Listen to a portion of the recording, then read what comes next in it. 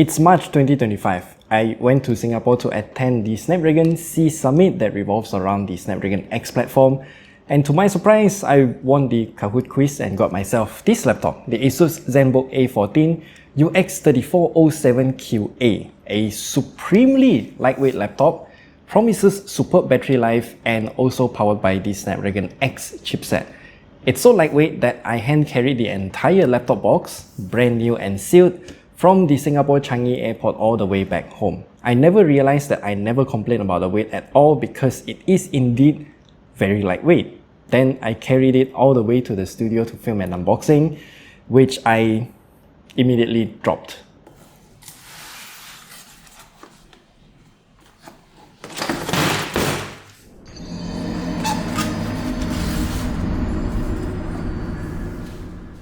After the unboxing, the only thing that I am curious about is how ASUS managed to pack that much into a 14-inch laptop and still weigh less than a kilogram.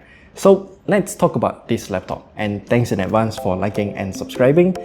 Now let's get into it. Let's first talk about the design. For this generation of laptops, ASUS opted for a completely different look. It's available in both the davinci beige and Iceland grey color, which I have it here. The ASUS 30th anniversary logo that looks something out of Star Trek is now gone, and we only have this reflective ASUS Zenbook wording on the lid. The only remnant of the 30th anniversary logo is now at the top right corner of the keyboard. The overall look of this laptop though, it is similar to the new MacBook Air's design, as there is a notch somewhere at the front of this trackpad here so that we can open the laptop's lid easily. And since we're here, let's talk about the screen. There are two variants of this laptop. The lower end uses an IPS LCD screen, whereby the higher end version, which is the one that we have here, has an OLED screen. Both variants are using 1920 by 1200 pixel screens with up to only 60Hz refresh rate, and I still think that it looks absolutely great. The maximum achievable brightness is about 318 nits, and it is also having supremely good color gamut coverage of nearly 100% for both sRGB and DCI-P3 color gamuts, and even covers 97% of Adobe RGB. I do think that this is a great screen, though the resolution is a bit disappointing, as many other Zenbooks are at least 2.8K in resolution. At least we have a Windows Hello camera at the top of the screen, so that's great. The keyboard and trackpad are also good. The keyboard itself is super bouncy and has a rather low actuation force. The travel distance is okay, and that makes the entire typing experience very fun and enjoyable. I even typed this entire script using this laptop as well. As for the backlight, yeah, it can automatically adjust according to the environment's brightness, so that is a feature that you can use. As for the trackpad, it's huge. There's minimal gap between the edge of the keyboard and the laptop's body, and it is also rather responsive. For a Windows laptop trackpad, I'd say this is good. We still have the smart gestures where we can swipe at the edges of the trackpad to change the brightness, volume, or seek across videos, or just launch the ASUS Screen Expert utility. As a quick summary, the Screen Expert utility is like a window manager that helps you snap windows across different regions of the screen. This is more flexible than whatever is built into Windows 11, so again, you can use it if you want to. Now let's talk about the performance. The specs of the ASUS Zenbook A14 UX3407 varies from country to country.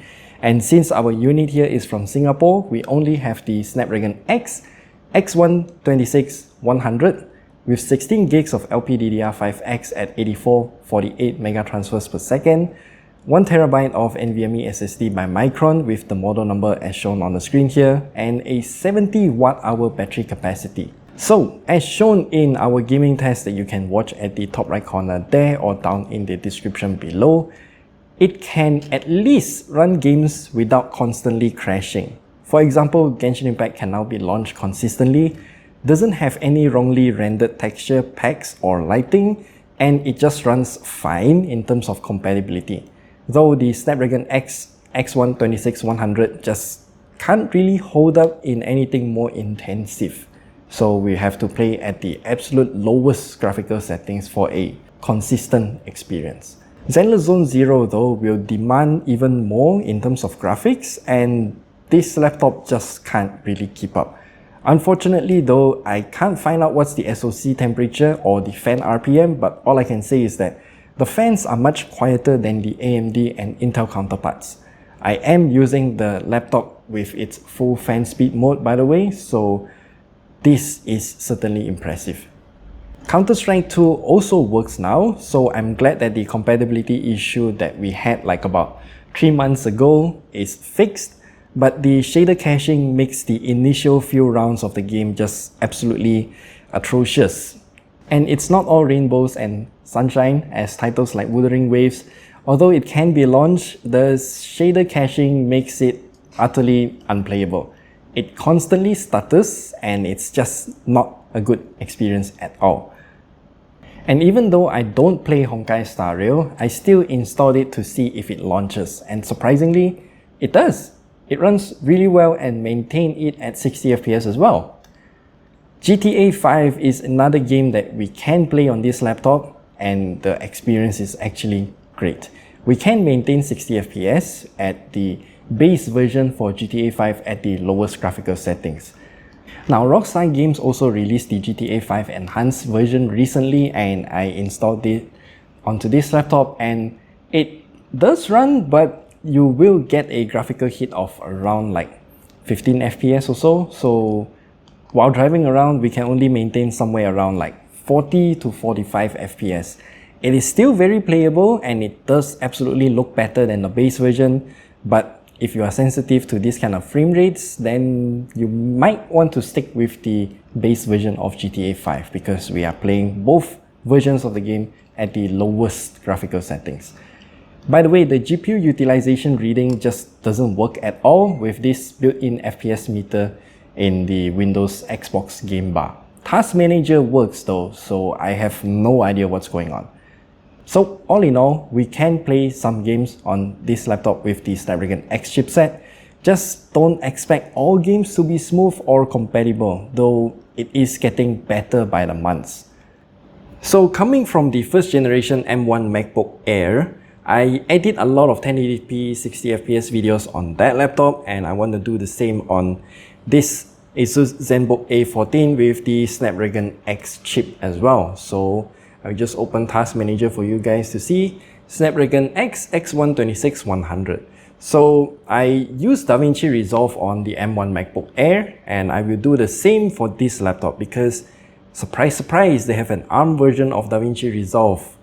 And it's also free. You can download and test it for yourself. So I have this project here, the Oracle O7000 SSD. It is stored in a local database and the file is actually in the desktop. So I just want to do two things. Firstly, you can see that zooming in and out, the timeline is a bit laggy, and if I hit play, it's also not the smoothest experience possible. And you can see there's a FPS meter here.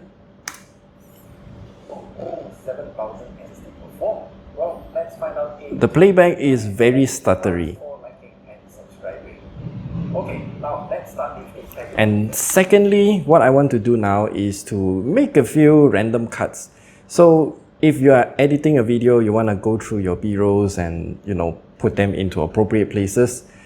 Seeking the playhead, the preview doesn't get updated fast enough. It's actually very laggy. As you can see here, I skip the head, it doesn't update automatically, which is annoying. And if I scrub the playhead, the preview lags.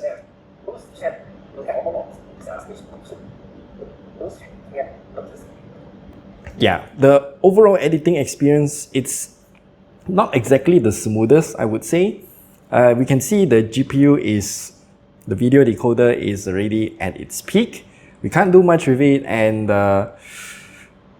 yeah, the video editing workflow on this laptop is just not the best, I would say.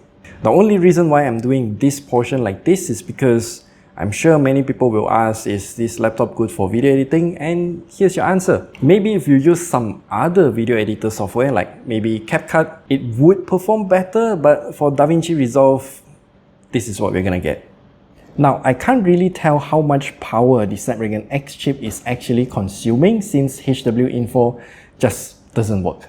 All I can say is that with the 70 watt-hour battery in this laptop, it can last me more than a day's usage of my work. It's seriously astonishing, and I never had to worry about the battery life at all.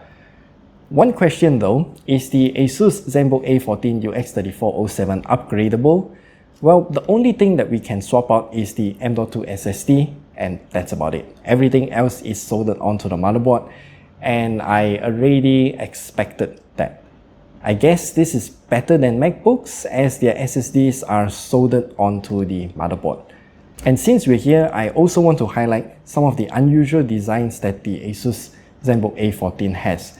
The bottom cover in itself has thick thermal pads on these chips, which I can't determine what chips they are, but they do seem to be VRM chips. The fans are what piqued my interest. There are two fans here. The first fan works as usual. It just takes air from the bottom of the laptop and then exhausts it through the back here. And the second fan though takes in air from the bottom again, but then it blows air towards the first fan. I'm not sure if this is a better airflow path since we don't have anything else to compare it with, and HW-Info still doesn't work with this laptop. As a quick mention, the ports available on the Zenbook A14 is pretty standard for a Zenbook. It has a HDMI 2.1 TMDS, which is basically a HDMI 2.0 port, double USB-C 40 gigabits per second ports, a 3.5mm combo audio jack, and also a USB 3 Type A 10 gigabits per second port on the other side. Now then, should you buy this laptop? Well, honestly, I really like the build of this laptop. It's superbly lightweight, has nice colors, and a magnificent battery life. Plus, the fans barely run as well, even though I am using it at the full fan speed mode. The price for the specs as shown on the screen here is actually quite enticing. At least most apps now run natively on ARM or translated properly to ARM architecture codes from x86. The Zenbook A14 UX3407 is a great choice. Just know that we'll have to fork out an extra 20% of money to get an OLED screen, which I honestly recommend you to get it. Still, I really do suggest you to please know what you're getting yourself into before purchasing a Snapdragon laptop. I honestly might also take up the challenge to use this laptop as my daily driver to see what the experience is like. So do like and subscribe so you don't miss out on the video. Yeah. And that's all that we have to share with you here today for this laptop. Let me know what do you think about the Zenbook A14 and also the Snapdragon X chip laptops. Yeah, let us know all of your colorful comments down in the comment section below. And we'll see you guys in the next video.